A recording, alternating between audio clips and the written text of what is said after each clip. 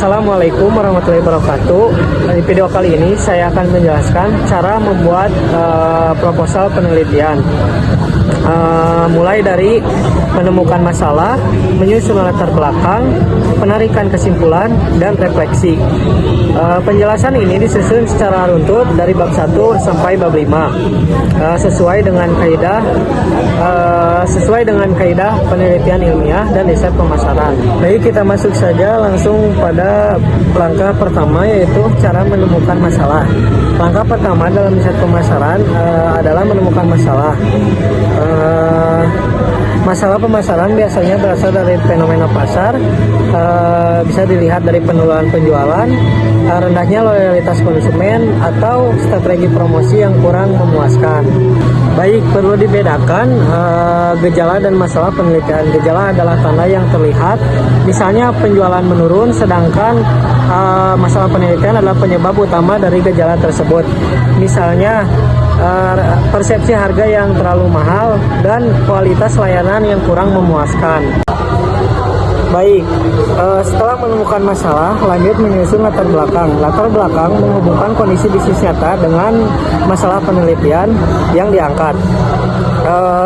Latar belakang juga dijelaskan alasan ilmiah, yaitu adanya GAP, serta alasan praktis, yaitu kebutuhan perusahaan dan pelaku usaha untuk melakukan pengambilan keputusan. Dan juga latar belakang juga didukung oleh data awal atau fenomena pasar seperti data penjualan, survei awal, dan tren konsumen agar penelitian memiliki dasar yang kuat. Baik, kita masuk saja ke tahap berikutnya, cara menyusun bab 1 atau pendahuluan. Isi bab 1 terdiri dari latar belakang, rumusan masalah, tujuan penelitian, dan manfaat penelitian.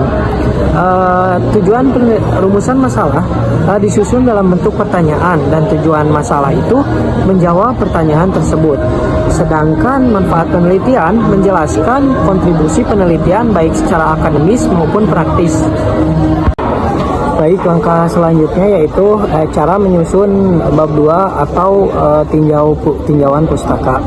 Bab 2 membahas landasan teori dan konsep yang digunakan dalam penelitian. Teori yang dipilih harus relevan dengan variabel pemasaran yang dipilih seperti kepuasan konsumen, kualitas layanan, atau keputusan pembelian. Perlu dibedakan antara konsep dan teori. Konsep adalah definisi dasar, sedangkan teori adalah penjelasan ilmiah yang didukung penelitian sebelumnya. Dari teori-teori tersebut kemudian disusun kerangka menjadi satu pemikiran atau model penelitian yang menggambarkan hubungan antara variabel secara sistematis. Selanjutnya, cara menyusun bab 3 atau metodologi penelitian. Pertama, ditentukan pendekatan penelitian apakah kualitatif atau kuantitatif sesuai tujuan riset Anda. Selanjutnya, dijelaskan desain penelitian, metode pengumpulan datanya seperti apa, kuesioner atau wawancara, serta alasan metodologis dari setiap pilihan tersebut. Bab ini penting karena menunjukkan bahwa penelitian dilakukan secara ilmiah dan terstruktur.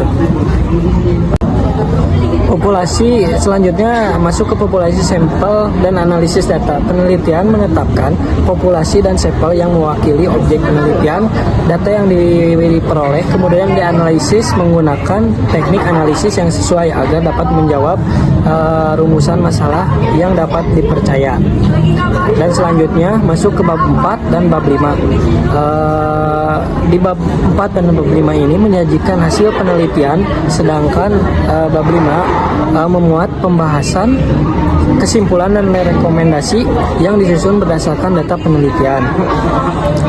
Selanjutnya penutupan, yaitu melalui riset pemasaran ini dapat disimpulkan bahwa penelitian harus dilakukan secara sistematis dan berbasis data agar hasilnya akurat dan dapat digunakan sebagai dasar pengambilan keputusan.